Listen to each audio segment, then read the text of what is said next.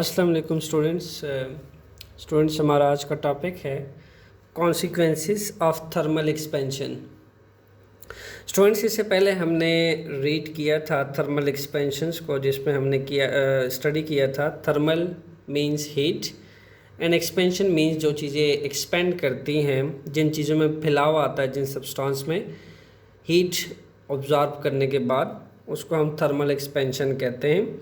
And heat को हमने कहा था that is energy that is flow from hot to cold body, and when substance get energy they start vibrations with high amplitude, their kinetic energy become increase.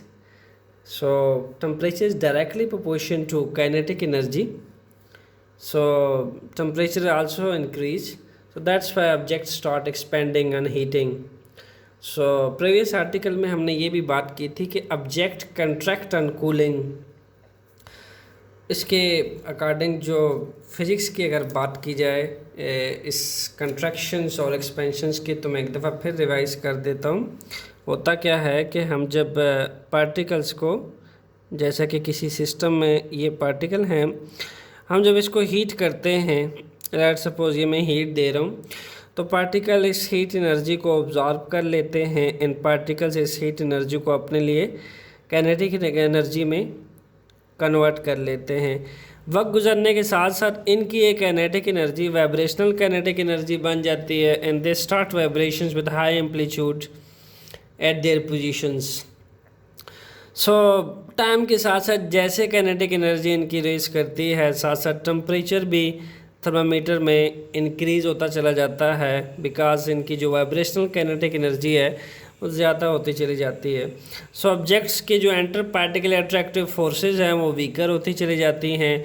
एक particle दूसरे particles को most dominant attractive forces से attract नहीं कर पाता, वो खिंचाव नहीं रहता, वो ग्रिप नहीं रहती एक पार्टिकल के दूसरे पार्टिकल के ऊपर। दैट्स वाई पार्टिकल्स के डिस्टेंसेस इंक्रीज़ हो जाते हैं, एंड पार्टिकल जो है वो एक्सपेंड कर जाते हैं। सिमिलरली जब कूल करते हैं हम, ये तो हमने बात की हॉटनेस के, जब हम ऑब्जेक्ट को किसी भी ऑब्जेक्ट के पार्टिकल को हम टेम्परेचर फॉल करते हैं कूलिंग करने पे, होता क्या है कि वो कम स्मॉल एनर्जी लो एनर्जी के साथ वाइब्रेट करते हैं। दैट्स वाई उनका टेम्परेचर भी इंक्रीज़ नहीं होता, बिकॉज उनकी काइनेटिक एनर्जी बहुत लो होती है कूल करने पे। दैट्स वाई वो जो पार्टिकल्स हैं उनके जो बीच में डिस्टेंस है वो स्क्वीज़ होने लग जाते हैं particles, because due to less attractive forces between them, and less temperature and less kinetic energy make them squeezable, make them condensable with each other. So that's why हम ये कहते हैं कि ऑब्जेक्ट्स जो हैं सब्सटेंस एक्सपेंड करते हैं किस चीज़ पे, हीट बढ़ने से, टेम्परेचर बढ़ने से, एंड देन ऑब्जेक्ट्स कंट्रैक्ट करते हैं। यानी ये पार्टिकल्स फिगर 2 में अगर मैं देखूं तो ये इनकी एनर्जी इतनी लो हो जाती है कि ये कंट्रैक्ट करके इतना ऑब्जेक्ट स्क्वीज होके छोटा सा बन जाता है, सब्सटेंस कंट्रैक्ट कर जाते हैं। बट आपको पता होनी चाहिए कि ये एक्सपेंशन और कंट्रैक्शंस हमें नज़र इसलिए नहीं आती क्योंकि इनकी जो value of expansion and contraction से बहुत स्मॉल होती है। दैट्स वाई हमारी नज़रों के सामने ये नेग्लिजिबल होती है, बट प्रैक्टिकल लाइफ में एक्सपेंशन कंट्रैक्शंस पाई जाती है। ऑब्जेक्ट्स जो है मोस्टली हॉटनेस बढ़ने पे एक्सपेंड करते हैं और कोल्डनेस बढ़ने पे कंट्रैक्ट करते हैं। सो स्टूडेंट्स, अब इसके कॉन्सिक्वेंसेस पढ़ते हैं और डेली लाइफ में कुछ स्टडी करते हैं कि इसके इफ़ेक्ट्स क्या हैं थर्मल एक्सपेंशन के। सबसे पहला इफ़ेक्ट अगर स्टूडेंट्स हम स्टडी करें तो वो हमारे पास आता है number 1, that is railway tracks.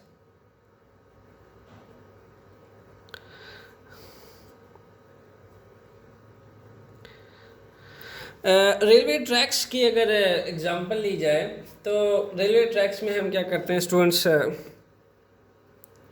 एक ट्रैक को हम दूसरे ट्रैक से मुकम्मल तौर पे नहीं जोड़ते, बल्कि उनके बीच में हमने एक गैप छोड़ा होता है। ओके, इतना गैप छोड़ते हैं। अब क्वेश्चन ये रेज होता है that why gaps are left in railway tracks, होता क्या है कि हम ऑलरेडी चूँकि बात कर चुके हैं कि on a hot sunny day objects vibrate with high amplitudes, particle vibrate with high amplitude, and with the passage of time gradually their vibrations will become more and more and more, so temperature will also become increase, so that's why they will be going to expand. okay, तो हम इतना gap छोड़ देते हैं ताकि अगर ये वाला ट्रैक जो है और ये वाला पार्ट जो है ये एक्सपेंड करे तो इनके पास इतना गैप मौजूद हो कि सक्सेसफुली अगर यहाँ आ जाए, इसका ये वाला पार्ट अगर एक्सपेंड होते होते यहाँ आ जाए और ये वाला पार्ट एक्सपेंड होते होते यहाँ आ जाए, तो इतना गैप मौजूद हो कि हॉट सनी डे पे एक्सपेंशन हो सके। सिमिलरली जब विंटर सीजन में इनका टेम्परेचर लो होता है स्टूडेंट्स, दिन इनके पास इतना गैप होता है कि वापस अपनी जगह पे वापस आ सकें, एंड हॉट सनी डे पे हॉट डे के ऊपर इसके पार्टिकल्स एक्सपेंड करते हैं due to highly vibrational kinetic energy, high energy molecules are expanded, और हम इसको और लैप से बचाने के लिए रेलवे ट्रैक्स में गैप छोड़ते हैं ताकि अगर एक्सपेंड करें तो ये आपस में और लैप ना करें, आपस में मिल ना जाए, मीट ना करें, दैट्स वाई गैप छोड़ा जाता है। सो ये फर्स्ट ऑफ ऑल इफ़ेक्ट है थर्मल एक्सपेंशंस का, क्योंकि अगर हम देखें रेलवे ट्रैक्स को आपस में मिला देंगे, ओके, इनके दरमियान लेट सपोज ये फर्स्ट है और सेकंड को मैं बिल्कुल इसके साथ जोड़ देता हूँ, तो इसका फ्लॉस क्या होगा, इसका डिफेक्ट क्या होगा। हॉट डे के ऊपर जब ये सनलाइट इसके ऊपर फॉल करेगी, ओके, और जब इसके ग्लेडर के पार्टिकल ये सनलाइट ऑब्ज़र्व करेंगे तो इसका टेम्परेचर बढ़ेगा, जिससे इसके पार्टिकल्स की वाइब्रेशंस बढ़ेगी, एंड देन इसके पार्टिकल एक्सपेंड होंगे और मुसलसल हीट एनर्जी ऑब्ज़र्व करने से पार्टिकल्स के inter molecular attractive forces weaker होंगी, then they will start expanding. तो होगा क्या कि ये ग्रेडर्स और ये ग्रेडर आपस में क्या कर लेंगे और लैप कर लेंगे और पूरे रेलवे ट्रैक्स के डैमेज होने का ख़तरा होगा।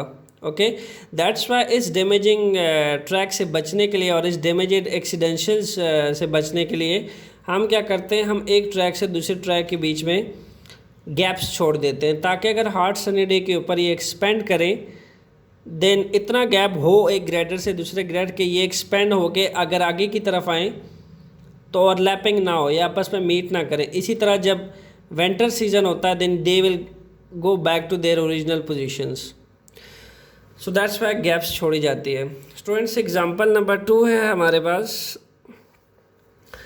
इसमें हमने क्या किया है, जो आपके पास ब्रिजेस बनाई जाती हैं, ये एक ब्रिज बना हुआ है स्टूडेंट्स, अगर आप इसके राइट साइड को देख लें तो ये बिल्कुल फिक्स है। ओके, राइट साइड को बिल्कुल फिक्स रखा गया है एक जगह पे, एंड देन लेफ़्ट साइड को देखें, यहाँ पे हमने रूलर लगाए हुए हैं। ओके, मैं इसके साथ मेंशन कर देता हूँ रूलर्स। ओके, एंड यहाँ पे आप देखें एक स्मॉल सा गैप छोड़ा जाता है इन दोनों के बीच में, यहाँ पे एग्जैक्टली गैप छोड़ा जाता है एंड यहाँ पे रूलर्स फिट किए जाते हैं। एक साइड से पुल का जो राइट साइड है वो बिल्कुल फिक्स्ड है और इसका जो लेफ़्ट साइड है उसको इन रूलर के ऊपर ये साइड जो है वो रखी गई है। अब इसकी फंक्शनिंग समझते हैं कि क्या होती है। स्टूडेंट्स, होता क्या है कि हॉट सनी डे के ऊपर ओके जब इसको थर्मल एनर्जी मिलती है तो थर्मल एनर्जी मिलने से क्या होता है कि इस पुल के जो मेटालिक पार्टिकल हैं वो थर्मल एनर्जी ऑब्जर्व करते हैं, they get start vibration. So gradually जैसे जैसे heat energy thermal energy observe करते हैं इनकी वाइब्रेशनल काइनेटिक एनर्जी बढ़ती चली जाती है। फिर ग्रेजुअली इनके एंटर मॉलिक्यूलर अट्रैक्टिव फोर्सेस भी वीकर होती चली जाती हैं due to highly energy particles. So ये फिर क्या करते हैं, एक्सपेंड होना स्टार्ट हो जाता है। तो हम एग्जैक्टली इस हिस्से पे पुल के इस हिस्से से इस हिस्से तक थोड़ा सा गैप छोड़ देते हैं।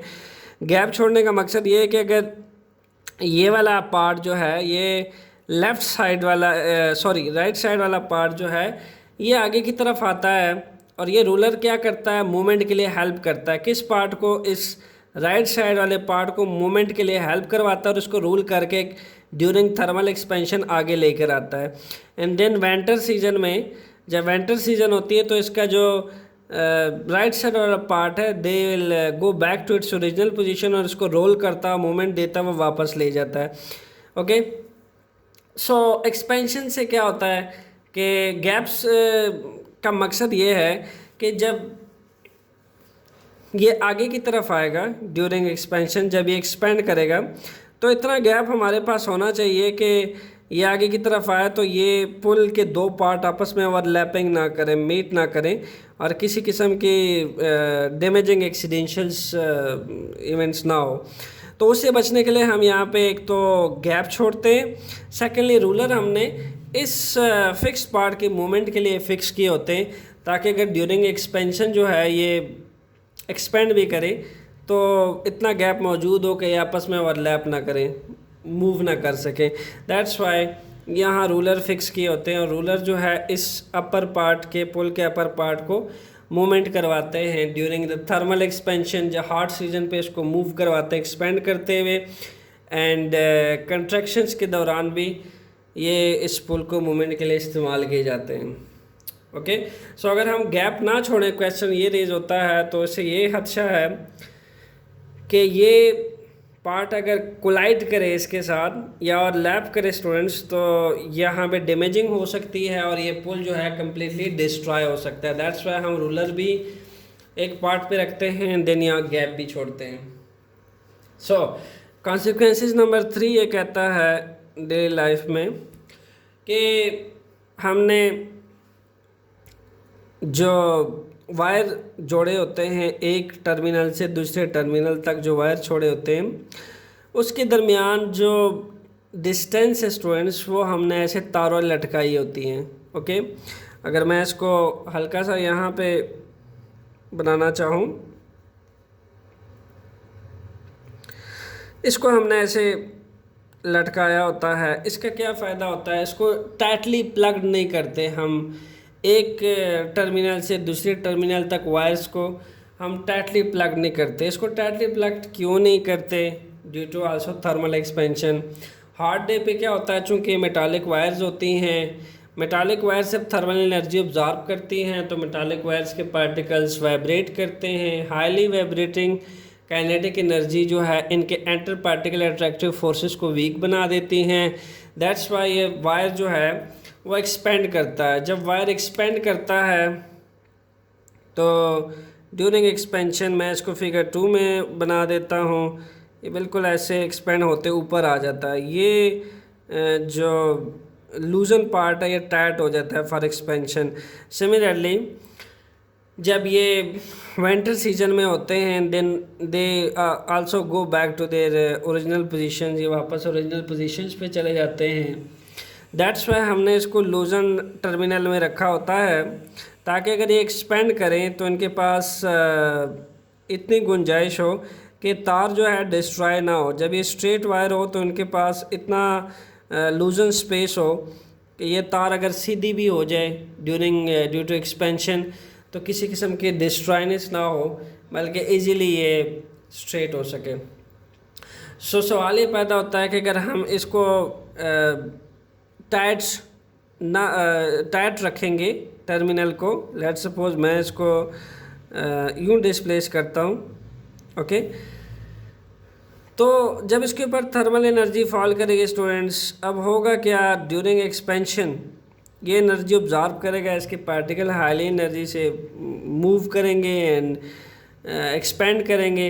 होगा क्या कि ये वायर जो है दो हिस्सों में, दो पार्ट में डिस्ट्रॉय हो सकती है by the consequence of thermal expansions, क्योंकि ऑब्जेक्ट्स पे जब हार्डनेस पड़ती है, हीट करने पे ऑब्जेक्ट्स एक्सपेंड होते हैं, एक्सपेंड होने से इसमें खिंचाव पड़ेगा और तार जो है दो हिस्सों में टूट सकती है। दैट्स वाई एक टर्मिनल से दूसरी टर्मिनल में और तीसरी terminal up to so on हम वायर को लूजली रखते हैं ताकि अगर थर्मल एक्सपेंशंस की वजह से वायर्स एक्सपेंड करें तो हमें किसी किस्म की परेशानी का सामना ना हो, बल्कि उनके पास इतना टाइट लूजी स्पेस हो कि वो जब टाइट हो तो इजीली एक्सपेंड कर सकें देन कंट्रैक्ट कर सकें। स्टूडेंट्स नेक्स्ट है हमारे पास एग्जाम्पल नंबर 4। इसमें हम रेविट्स डाले हुए हैं। ये हमारे पास मेटालिक 2 मेटालिक स्ट्रिप्स हैं। इसके अंदर हमने रेविट्स डाले हुए हैं। ओके, ये इसको आप नट कह सकते हैं। ये हमने डाले हुए हैं। होता क्या है कि हम इसको थोड़ा सा गैप देते हैं, गैप दे के टाइट रखते हैं। गैप देने का मकसद क्या है स्टूडेंट्स? जब इस पे सन एनर्जी फॉल करती है या फिर इसको थर्मल एनर्जी मिलती है तो इन मेटालिक स्ट्रिप की जो पार्टिकल है वो भी एनर्जी ऑब्जॉर्व करते हैं and they start getting the thermal energy and they convert this thermal energy into kinetic energy for themselves. With the passage of time, gradually this energy becomes much more, and the inter-particle attractive forces become weaker of that inside the metal. So when they become weaker, so the particle will going to expand. Okay, so ये hotness से heat करने पे जब expand करते हैं तो हम nuts के अंदर इतना गैप रखते हैं ताकि एक्सपेंड करें और ये कोलैप्स ना करें। ठीक है, इनकी जो नट्स हैं वो थोड़ा सा इतना लूज़ रखते हैं ताकि एक्सपेंड करने से ये कोलैप्स ना कर सकें नट्स के साथ। इसी तरह जब हम इसको ठंडा करते हैं, कूल करने पे हम ये जो गैप्स हैं, ये जो दरमियान में गैप छोड़ा गया है, ये क्या हमें हेल्प करता है कि अगर इसके पार्टिकल्स की एनर्जी हम लो करें, इसके पार्टिकल्स की एनर्जी डिक्रीज़ कर जाए, यानी पार्टिकल जो हैं इसके लो काइनेटिक एनर्जी से डिस्प्लेस हो तो टेम्परेचर भी कम हो जाता है, काइनेटिक एनर्जी भी कम हो जाती है and that time particles squeeze होते हैं, कोलैप्स करते हैं पार्टिकल्स आपस में एंड देन ये जो गैप है ये आपस में मिल जाते हैं। Okay, during contractions. यही वजह होती है स्टूडेंट्स जो बॉटल्स के ढकने होते हैं, इसके अलावा जो नट्स वगैरह होते हैं, आप सर्दियों में देख सकते हैं विंटर सीजन में, और वो टाइटली फिक्स्ड हो जाते हैं किसी भी जगह के अंदर। वो इसलिए फिक्स्ड हो जाते हैं, पार्टिकल्स की एनर्जी लो होती है, उनका टेम्परेचर भी कम होता है, काइनेटिक एनर्जी भी पार्टिकल्स के पास कम होती है, तो उनके बीच का फासला जो है वो स्क्वीज हो जाता है, कम हो जाता है, पार्टिकल ऐसे मिल जाते हैं, कम डिस्टेंसेस के साथ पाए जाते हैं। लेकिन जब आप पार्टिकल्स को हीट करते हैं तो पार्टिकल यूँ एक्सपेंड होना शुरू हो जाता है, बिकॉज उनके इंटरमोलिकुलर अट्रैक्टिव फोर्सेस ब्रेक कर जाते हैं तो पार्टिकल्स जो है वो फ्रीली डिस्प्लेस करता है एंड एक्सपेंड कर जाता है सब्सटेंस। सो दैट्स वाई ये जो गैप छोड़ा जाता है रेविट्स के दरमियान में, वो इसलिए छोड़ा गया है कि विंटर सीजन में जब इनकी एनर्जी लो हो तो ये आपस में जब मीट करें तो स्ट्रांगली ओवरलैप ना करें बल्कि बिल्कुल फिक्स हो जाए। दैट्स वाई हमें इसके अंदर ये गैप छोड़ते हैं। स्टूडेंट्स नेक्स्ट है बाय मेटल स्ट्रैप है। ये भी एप्लीकेशंस ऑफ थर्मल एक्सपेंशन है। ये हमारे पास बाय मेटल स्ट्रिप है।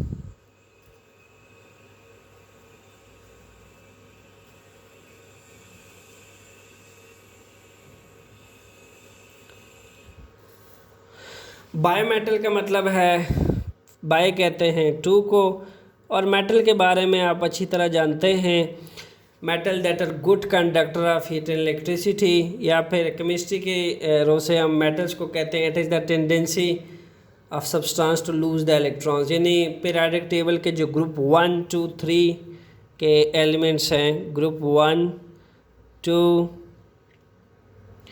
एंड 3, ये हमारे पास अच्छे मेटल हैं, गुड मेटल हैं, बिकॉज ये गुड कंडक्टर हैं हीट एंड इलेक्ट्रिसिटी पे।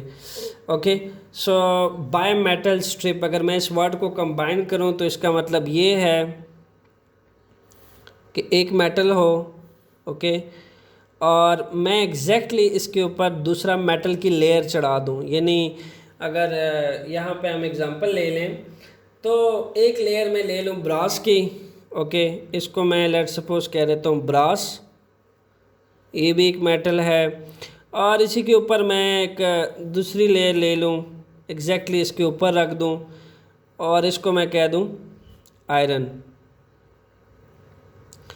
जब मैं बिल्कुल एक लेयर को दूसरे लेयर के ऐसे, ये एक लेयर है, इस लेयर के ऊपर बिल्कुल ऐसे रख दूंगा दूसरा मेटल, तो ये क्या बन जाएगा, bimetal strip. Okay, two metals को एक दूसरे के ऊपर ऐसे डिपॉजिट कर दिया जाए कि वो कम्प्लीटली एक दूसरे के साथ फिक्स अप हो जाए, तो उसको कहा जाता है by metal strip. Okay students, यहाँ पे भी हम थर्मल एक्सपेंशन के एप्लीकेशन देख सकते हैं। स्टूडेंट्स, ये स्ट्रिप जब हम बनाते हैं, यहाँ समझ लें कि जो इसमें ऊपर वाली लेयर है, इसको आप समझ लें ये आयरन है, ऊपर वाली लेयर जो है, और इसकी जो नीचे वाली लेयर है इसको आप समझ लें ये ब्रास है। यानी हमने क्या बना लिया, एक बाय मेटल स्ट्रिप बना लिया। अब होता क्या है, आपको पता होना चाहिए कि हर मेटल्स की जो कंडक्टिविटी का रेट है स्टूडेंट्स वो डिफरेंट होता है, क्योंकि हर मेटल्स के वैलेंस इलेक्ट्रॉन स्ट्रक्चर डिफरेंट है। किसी के वैलेंस इलेक्ट्रॉन्स बहुत लूजली अटैच्ड होते हैं न्यूक्लियस के साथ, तो वो उतना ही अच्छा कंडक्टर होता है, वो कम एनर्जी, थर्मल एनर्जी से भी मोर कंडक्टिंग रिस्पांस देता है। और इसी तरह अगर किसी भी एलिमेंट्स के वैलेंस इलेक्ट्रॉन्स जो हैं वो थोड़ा टाइटली बॉन्ड हो गए न्यूक्लियस के साथ, तो वो स्टूडेंट्स थोड़ा लेस रिस्पॉन्ड देता है सेम थर्मल एनर्जी के ऊपर। तो कहने का मकसद ये है कि ब्रास जो है वो मेटल है कि अगर इसको limited amount of thermal energy भी मिल जाए तो ये ज़्यादा एक्सपेंड करता है, ज़्यादा बैंड करता है, इसके पार्टिकल ज़्यादा एक्सपेंशन शो करते हैं। इसी तरह आयरन जो है उसके पार्टिकल्स सेम थर्मल एनर्जी, जो थर्मल एनर्जी हम ब्रास को देते हैं उस पर ज़्यादा एक्सपेंशन शो करता है। सेम थर्मल एनर्जी अगर हम आयरन को दे दें तो वो कम एक्सपेंशन शो करता है। ओके, उसको ज़्यादा थर्मल एनर्जी चाहिए होती है बैंड करवाने की। तो यही वजह है कि जब यहाँ से मैंने बर्नर के थ्रू या कैंडल के थ्रू इसको थर्मल एनर्जी दी, तो एक limited supply of thermal energy में मैंने देखा कि जो ब्रास की लेयर है वो ज़्यादा बैंड कर जाती है इस कम्पेयर टू आयरन। तो इसके बैंडिंग के पीछे वजह ये है कि ब्रास जो है वो हाईली कंडक्टेंस है, ओके, और स्मॉल थर्मल एनर्जी ऑब्जॉर्व करके ज़्यादा एक्सपेंशन शो करता है एज़ कम्पेयर टू आयरन। इसी तरह हम इन बाय मेटल स्ट्रिप को स्टूडेंट्स वेरियस पर्पस के लिए इस्तेमाल करते हैं। बाय मेटल थर्मामीटर में इस्तेमाल होते हैं ये बाय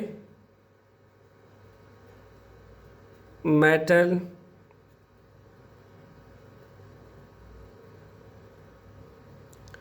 थर्मामीटर।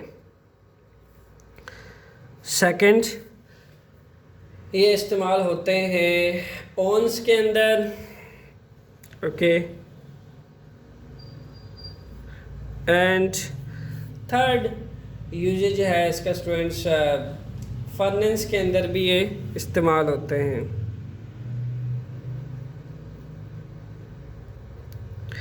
इलेक्ट्रॉनिक पर्पस के लिए हम इसको कैसे इस्तेमाल करते हैं, होता क्या है, मैं इसकी आपको छोटी सी एग्जांपल देता हूँ। लेट सपोज यहाँ से हम एक वायर जो है वो कनेक्ट करते हैं, एंड इसको कनेक्ट करते हुए हमने इस वायर को जोड़ा है एक बाय मेटल स्ट्रिप के साथ। ये एक बाय मेटल स्ट्रिप होती है, एंड देन इस बाय मेटल स्ट्रिप को हमने इलेक्ट्रॉनिक सब्सटेंस के साथ जोड़ा होता है, कनेक्शन से जोड़ा होता है हमने, ये इस तरह कनेक्शन से कांटेक्ट के साथ जोड़ा होता है।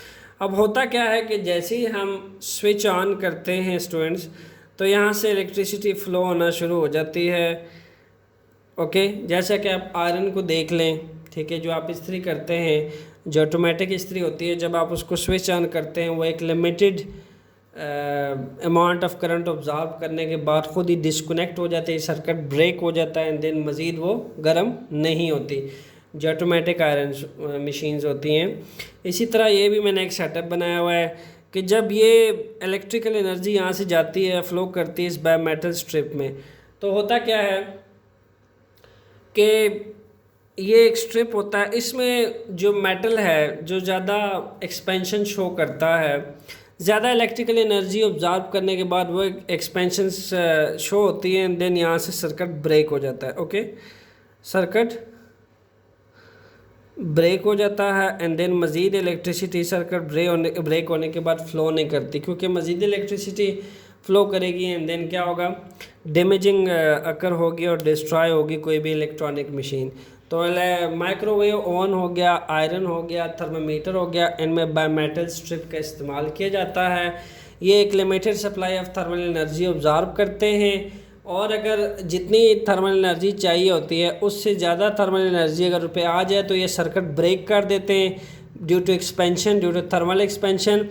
और जब सर्किट ब्रेक होता है तो फिर उतनी ही एनर्जी स्टोर रहती है, उतनी ही एनर्जी रहती है जितनी एनर्जी किसी भी एक इलेक्ट्रॉनिक डिवाइस को चलाने के लिए, रन करने के लिए इस्तेमाल होती है। जैसे मैंने आपको ऑटोमेटिक आयरन की मिसाल दी कि इस्त्री होती है, उसको आप 3 पे लगाते हैं तो 3 के हिसाब से उतना ही टेम्परेचर इंक्रीज़ कर जाता है। ओके, तो होता क्या है कि 3 पे टेम्परेचर को फिक्स करने के लिए, ताकि मज़ीद टेम्परेचर ना बढ़े, आयरन का जो सर्किट है वो ब्रेक कर जाता है, बिकॉज उसमें भी मेटल स्ट्रिप्स लगी होती हैं। जब एक्सपेंड करती है तो उनका सर्किट ब्रेक कर जाता है।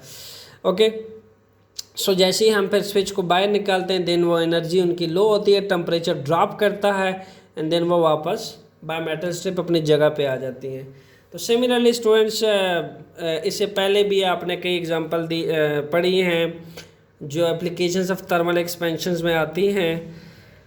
उसमें लास्ट हम वाटर की भी बात कर सकते हैं कि अगर वाटर को आप किसी भी बीकर में डालें, ओके, वाटर के मॉलिक्यूल्स को, जब आप उस वाटर के मॉलिक्यूल्स को हीट अप करते हैं, ओके, हीट एनर्जी देते हैं वाटर के मॉलिक्यूल्स को, तो होते क्या है, वाटर के मॉलिक्यूल्स स्टीम फॉर्म में बॉइलिंग स्टार्ट कर देते हैं, वाटर के मॉलिक्यूल्स बॉयल करना स्टार्ट कर देते हैं, यानी उनका वॉल्यूम इंक्रीज़ कर जाता है। तो यहाँ से भी पता चलता है कि लिक्विड भी एक्सपेंड करता है हीट करने पे, और यही वजह होती है कि जैसे ही हम